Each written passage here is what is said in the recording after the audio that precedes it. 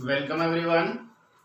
In the previous lecture, we'll discuss the internal structure of eye. Now, in this lecture, I'm going to discuss the mechanism of vision, accommodation, and the defects in the eye. अगर हम इसे आज कर लेते हैं तो हमारा photo receptors खत्म हो जाएगा. क्लियर?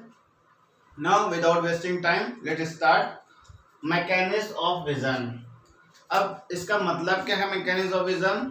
कि हम किसी भी ऑब्जेक्ट को देखते हैं तो उसकी इमेज हमारे रेटिना पर कैसे बनती है और वो मैसेज ब्रेन पे जाता है तो कैसे बनती है और वापस क्या होता है, क्या केमिकल चेंजेस होते हैं, उसको देखते हैं. तो पहले बात करते हैं विजन की. विजन मतलब दो टाइप का देखने का तरीका है. एक है मोनोकुलर विजन, दूसरा है बाइनोकुलर विजन. अब मोनोकुलर विजन जो होते हैं वो लोअर वर्टिब्रेट्स में होते हैं और बाइनोकुलर जो है हायर वर्टिब्रेट्स में होते हैं, प्लस ह्यूमन बीइंग में भी होते हैं. ये है. तो पहला क्वेश्चन अगर पूछे ह्यूमन बीइंग में कैसा विजन है तो बाइनोकुलर विजन है. अब ये मोनोकुलर विजन और बाइनोकुलर विजन क्या था? मोनोकुलर विजन वो ऑर्गेनिज्म में होता है, छोटे ऑर्गेनिज्म, छोटे छोटे एनिमल्स होते हैं जो अपने दो आंख से किसी दो ऑब्जेक्ट को देख सकते हैं, तो उस विजन को बोलते हैं monocular vision. Mono mean single, vision देखना. तो मोनोकुलर विजन मतलब वो ऑर्गेनिज्म एक है लेकिन दो ऑब्जेक्ट को देख सकता है, that is called the monocular vision. Binocular vision आपकी आंखें दो है, सिंगल एक है, लेकिन आप किसी एक ऑब्जेक्ट को फोकस कर सकते हैं.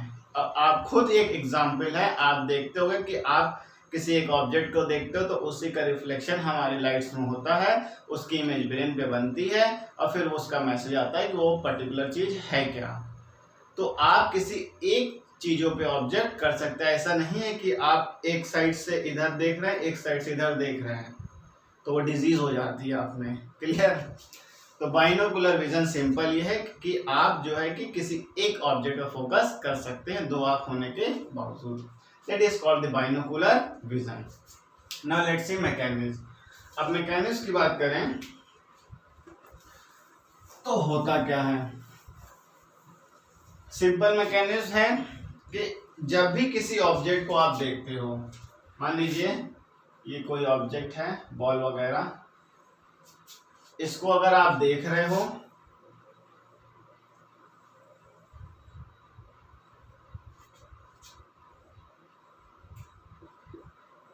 ये आपकी सिंपल सी आइस, तो यहां पे जब ऑब्जेक्ट आप कोई देखते हैं तो इसकी लाइट जो है रिफ्लेक्ट करती है, इसकी लाइट रिफ्लेक्ट करती है और जिसके थ्रू ये ट्रांसफर होके जाती है वो आपके सारे नाम हमने पिछले लेक्चर में बता दिया था. Conjunctiva, cornea, vitreous humour, lens, aqueous humour, lens, vitreous humour, retina. तो सब ट्रांसपेरेंट होते हैं, तो सबको ये पास करते हुए रेटिना पर अपना इमेज फॉर्म करती है. तो when an object reflect light it transfer through a conjunctiva, cornea, iris, pupil, lens, aqueous humor, vitreous humor and the retina, and the image is formed on the retina is inverted and real. ये questions आपसे पूछेगा कि image जो formation होता है वो कहां पर होता है, तो वो रेटिना पर होता है. रेटिना पर इमेज का फॉर्मेशन कैसा होता है, इन्वर्टेड होता है, और रियल, इन्वर्टेड मतलब उल्टा होगा, क्लियर, और रियल मतलब एक रियल होता है, वर्चुअल होता है, ठीक है। तो रियल इमेज का फॉर्मेशन होगा। अब रियल इमेज का फॉर्मेशन हुआ और रेटिना पे आपको बताया था सेंसरी सेल्स प्रेजेंट होते हैं। सेंसरी सेल्स में आपके रॉड्स एंड कोन्स हैं।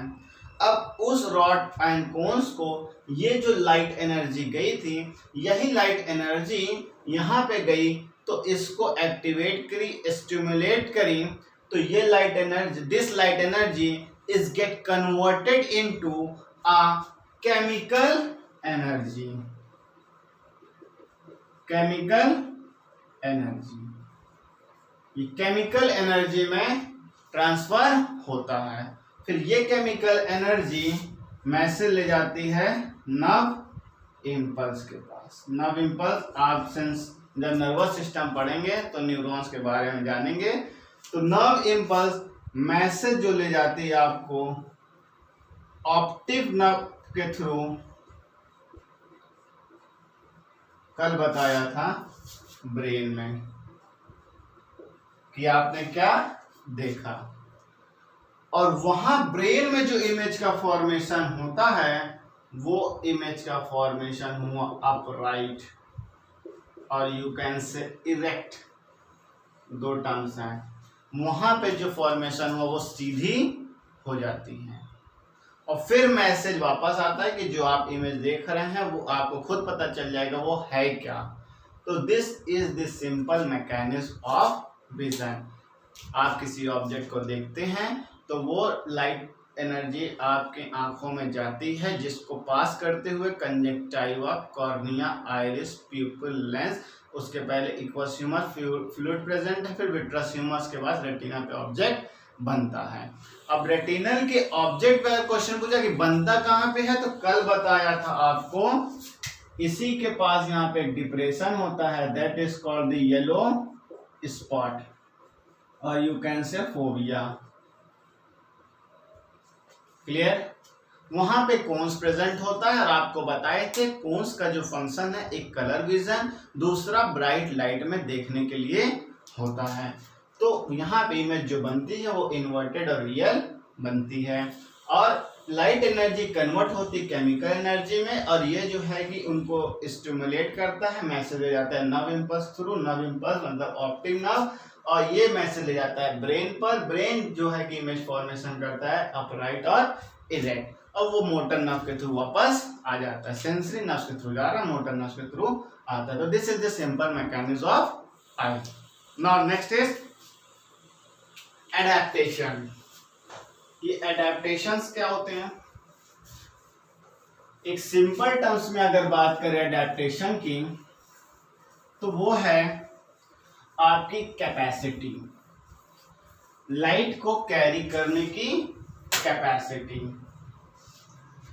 कि आप को अगर दूर देखना है, फार ऑब्जेक्ट कोई है, तो आपके सस्पेंसरी लिगामेंट और ciliary muscles, suspensory ligament lens को थिन करती है और सिलियरी मसल्स आइरिस को जो है कि कॉन्स्ट्रिक्ट करती है ताकि प्यूपिल के थ्रू ज़्यादा लाइट आए तो आप काफ़ी दूर तक या अच्छे तरीके से देख सकते हैं।